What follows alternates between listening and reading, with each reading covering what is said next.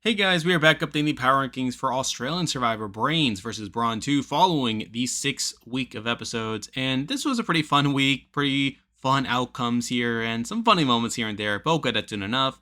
But we have 10 people to talk about, and as wasting more time, let's get into the video. So starting off at number 10, we have the first booth from this week, and here we have Paulie. And I wasn't too shocked that Paulie went out in this spot, considering he had been on the bottom for so much of the game. And also, I was pretty certain he was not winning, considering that he was pretty invisible for a lot of week one. And even more recently, he has been getting a lot of Dodo content on the show, where despite him being this underdog, the show doesn't really want us to root for him, and they're kind of treating him like a joke. Even in his boot episode, you have that whole montage at the beginning where he's just talking about the bad stuff happening to him while this over-the-top music plays, which is pretty funny. And by the end, I was pretty certain that he was going home in this spot. So in general, I feel like Paulie's someone who I didn't really expect to win, and him going out in this spot isn't too shocking, especially considering that he had already been a target for a lot of the post-merge here. And if you're talking about Paulie more generally, I feel like he is someone who is definitely aware of the game at points, and definitely someone who could do better if he were to come back. But at the same time, he was in a pretty bad spot for a lot of the game, and made some questionable moves along the way, and definitely got lucky that he even got as far as he did. But obviously he is now out of the game to where he's here at number 10. Now moving on to number 9, and we have the other booth from this week, and here we have Karin. And Karin's an interesting case, as she was someone who I saw as the main alternative to Miles for a lot of the season, where coming into the merge, I was expecting her to be the second most likely person to win. And you could argue that her edit for a lot of the season was cleaner compared to Miles, where I feel like there were less blatant holes compared to Miles, who kind of got some negativity here and there in the pre-merge, and obviously, Miles still has some negativity in the post-merge, but I feel like there's just something off with Karin. I feel like she reminded me a lot of Valeria from last season, who I thought also had a pretty picture-perfect edit for a lot of the season, but I feel like there was just something a little bit off, and I feel like this week just really exemplified that, where I feel like at that point, a lot of her content became pretty negative, with her being pretty adversarial towards AJ and Miles in a spot to where Miles was more the rooting interest there. You also have her not really getting her way, where she wanted to bring up Kate and Morgan, only for that to fall apart after the Bounty Tribe wins the challenge there. And with there being more talk about how she is like this pretty rash player and someone who was just being a bit of a dictator, I wasn't too shocked that she was being set up for a fall by the end of it, where by the time of her boot episode, I feel like there was a lot of set for her going out in this particular spot, and that's what happens here. So obviously that's a pretty interesting outcome as a whole. And if we're talking about Kara more generally, she definitely exceeded my expectations, where if we go back to my preseason power ranking, she was dead last in my preseason power ranking. I didn't really have any expectations for her coming into the season, but I feel like she ended up being a better player than what I expected, where she was obviously a bit of a power player early on and someone who definitely had a good head on her shoulders. And even edit-wise, she was someone who I was pretty confident in for a lot of the season, though by the end it did end up falling off the rails. But regardless, the fact that she made it as far as she did is definitely an accomplishment to say the least, though obviously she is now out of the game to where she's here at number 9. And with that, we have 8 people left in the game to talk about. As usual, upper ranking them based on how lucky I think they are to win the game based on their edit and current game position. But number 8, the person I believe is the least likely to win from this point on is still Morgan.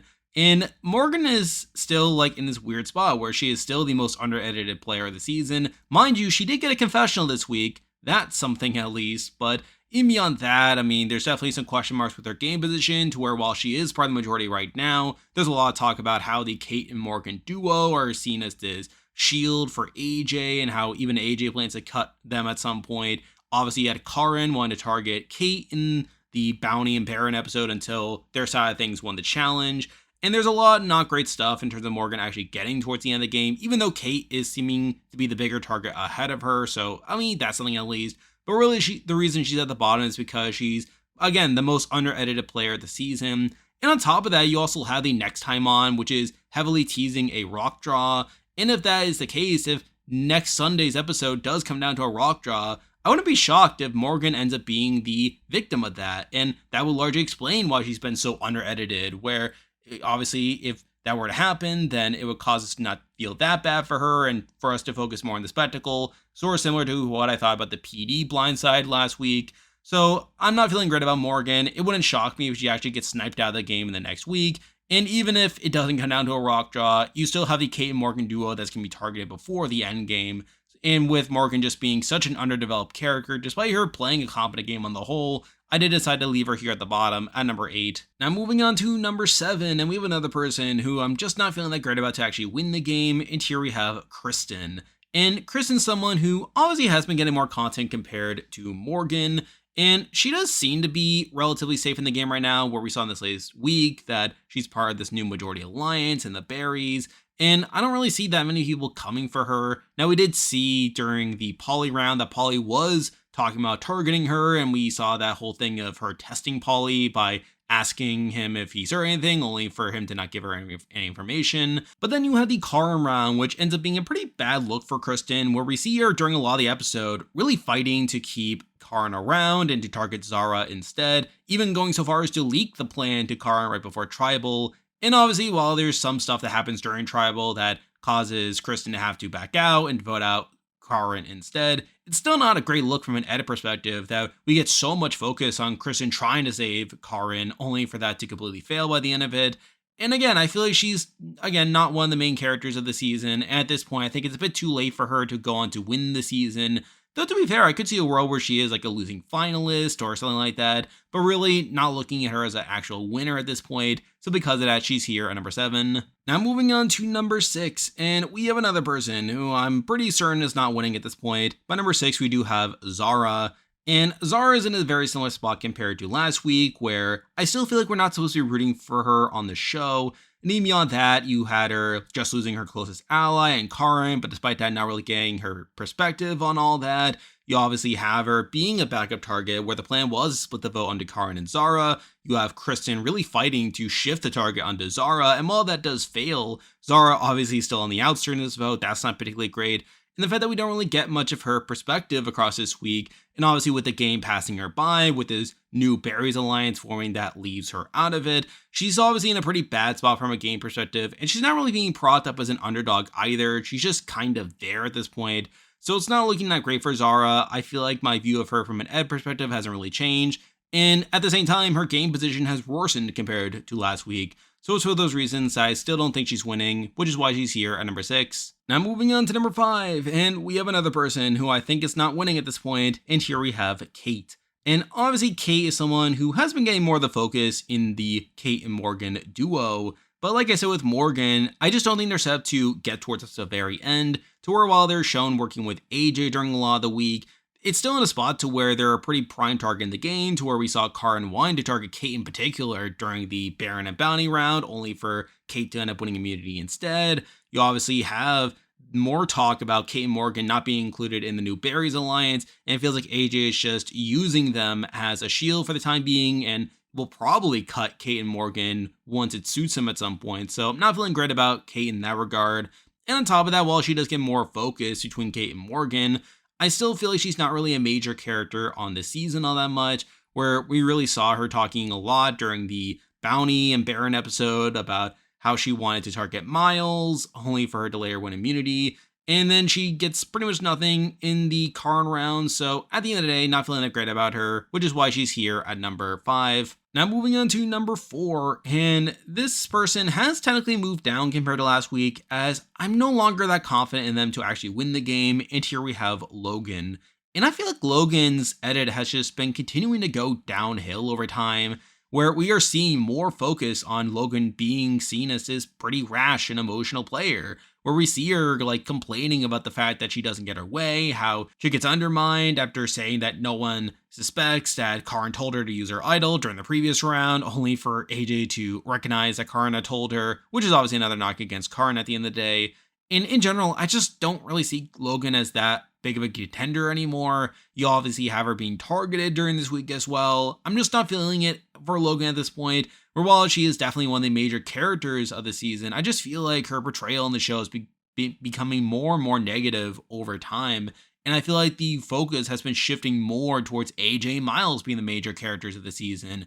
Whereas I feel like Logan is being presented as this more emotional player, someone who isn't really getting away at many points, and is someone who is largely surviving in the game due to the actions of AJ and Miles. So at this point, I'm not feeling that great about Logan, which is why she's here at number 4. Now moving on to number 3, and this person has technically moved up compared to last week, largely as a virtue of Karin being taken out, and here we have AJ. And I think at this point, I am starting to go more all in on AJ being the George of the season, where he's obviously a major character in the season, being shown as the big player of the season, though still in a spot to where I don't think he's going to win by the end of it, where even though he is shown getting his way once again, where he is shown being part of both the Karin and Paulie plans, being a major orchestrator of those plans and really getting his way there. We also see him building this new alliance and the berries while still having Kate and Morgan to himself, really getting his way and keeping both of them in the game to use as shields for later on. And just in general, seeming to be well positioned with the likes of Kalin, for instance. I still feel like he is being set up for a downfall by the end of it, where we're still getting more focus on him being overconfident, where you have in the latest episode how he thinks that he's in full control of the game, how there's really nothing that can stop him at this point. And in general, I just feel like AJ is being set up for a fall before the end of the game. Now, obviously, how far he'll be able to make it before that point, we'll have to see. But I just feel like we've seen this before with George from really both of George's seasons. And it wouldn't shock me at all if AJ is one to have a similar fate at this point. So while I feel like this was definitely a good week for him in the sense that he's able to get his way once again, I just feel like he's still going to come up short by the end of it. So because of that, he is here at number 3. Now moving on to number 2, and this person has actually moved up compared to last week. But number 2, we do have Kalin. Now, I actually had said last week that I had knocked Kalin out of contention, and I felt like the merge week for him was mostly pretty bad and pretty under the radar, and I still stand by that. However, I feel like now with Karin out of the game, and with the likes of AJ and Logan having pretty big flaws in their edits and reasons to give me reservations with them, I feel like Kalin just naturally belongs here at number 2. And on top of that, I feel like this was definitely a better week for him, where he obviously gets a lot of focus, talking about how he doesn't trust Karin, how he gets to outline his thoughts on the game, sort of similar to what we saw from him early on this season. But now he's starting to have a more consistent presence on the show.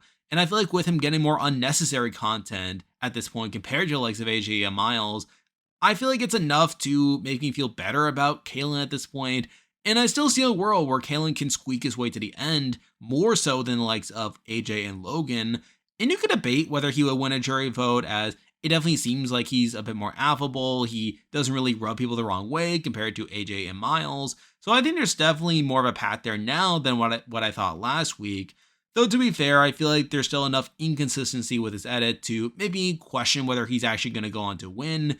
And I feel like the number 1 person is probably the bigger rooting interest of the season, and the person who's more in line with that of an Australian Survivor winner's edit, to where I did decide to leave Kalin behind here at number 2. And now, at number 1, the person I believe is the most likely to win Australian Survivor, Brains versus Brawn 2 at this point, is still Miles. Now, I'm not going to lie, I think this was definitely a rocky week for Miles, all things considered, where it was just a bit of a roller coaster for him from a gameplay perspective, where you obviously had him being a pretty big target during the Baron and Bounty rounds. You have more people like Karin talking about how he is like this dictator and someone who just plays the game on a whim and changes plans at the last second. Obviously, those things aren't particularly great, but at the same time, I think Miles is still like the rooting interest of the season, where we're constantly showing him talking about like his thoughts on the game, and we are meant to think of Miles as the main character of the season, probably the person who will get a 1-up on AJ by the end of it. Now, still, from a gameplay perspective, you have him kind of being all over the place, where it's sort of funny hearing him talking about how 1 minute he's the Rat King, and then next thing you know, he's just back at the bottom as his jungle rat. So it is funny seeing him like being humbled over and over again and kind of going back and forth and how confident he's feeling. But I still feel like, especially now that Karin's out of the game, that Miles is probably the rooting interest of the season. He's probably set up as his underdog figure who is being propped up as someone who seems to be playing well, even though he is like a very sloppy player.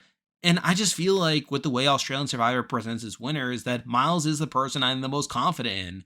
So while I have definitely gone up on the likes of Kalin and AJ over time, I'm still going to side with Miles for this week. I still think Miles is probably the most likely winner of the season. He's probably the person that we're meant to be rooting for the most. And for Australian Survivor, that's enough for him to be here at number 1. And there we go. That will do it for this week's video. If you liked this content, be sure to like and subscribe. Really helps with the channel. Now I'll be back again next week to update the power rankings again, so you can look forward to that. I'm covering Survivor 48 and The Amazing Race 37, so be on the lookout for videos on those shows. I'm on Patreon and have YouTube membership, so if you want to consider supporting the channel, you can do so by clicking the link in the description.